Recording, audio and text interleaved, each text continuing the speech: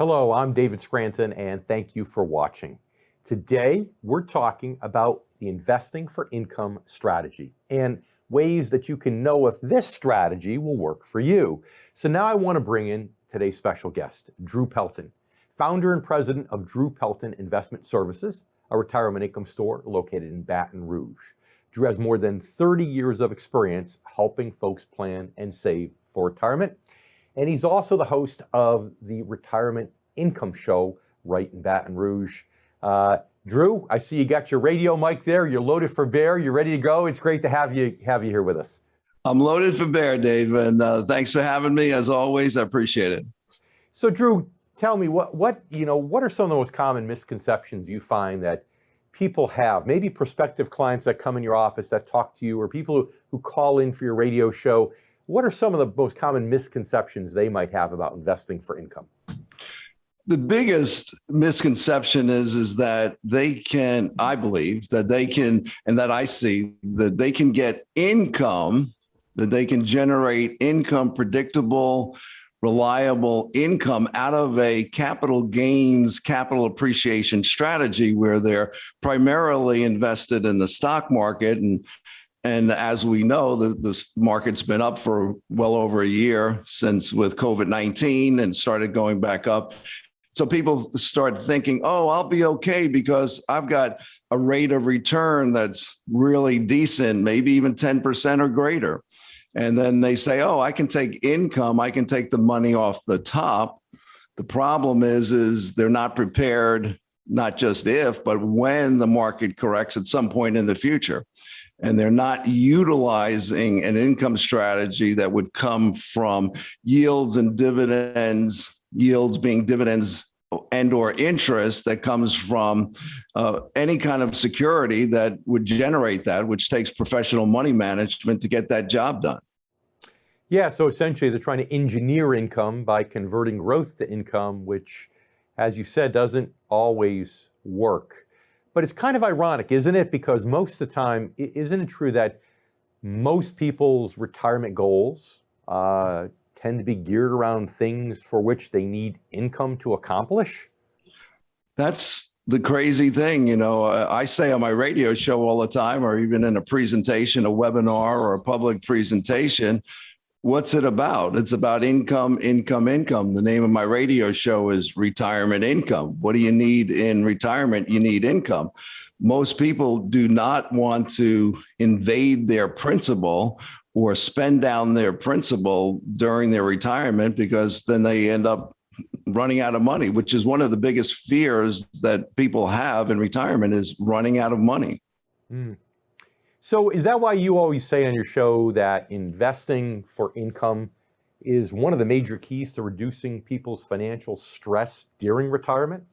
Unquestionably, because when people are depleting their assets or their principal because they're trying to, as you said, engineer income out of a capital gains, capital growth type of a strategy, and they're seeing their assets deplete, that puts a lot of stress on people. If they see that their principal is stable or even growing organically because maybe the dividends and the interest and yields that they're taking are less than what they need. In other words, you know, their income requirement is less than the dividends and the yields they're earning. So there's going to be some organic growth. That brings freedom.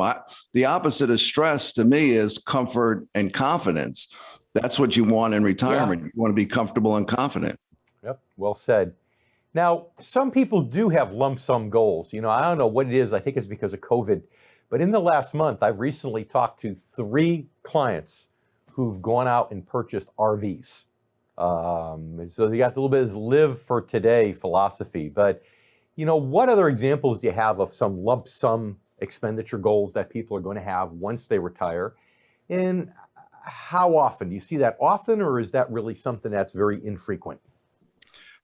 I don't see that often. I mean, every investor is different, and it depends on the amount of capital that you have. I believe that mostly people are thinking about bigger purchases, and one example might be a retirement home. Let's say, for us, we're in Baton Rouge, Louisiana. A lot of people in Baton Rouge or Louisiana like to go to Florida, maybe Pensacola as an example, whatever it is, and they may want to get a second home, and that might be the big expense, and that's part of their retirement lifestyle. But overall, I find that most people are trying to preserve their asset, and they don't want to make big purchases because they're concerned about the future. Okay. Now, we talk about how engineering income from growth is bad. But engineering growth organically through income, through the reinvestment of income, is not so bad. It actually can be a very good, very predictable thing. So how often do you find that people truly understand that?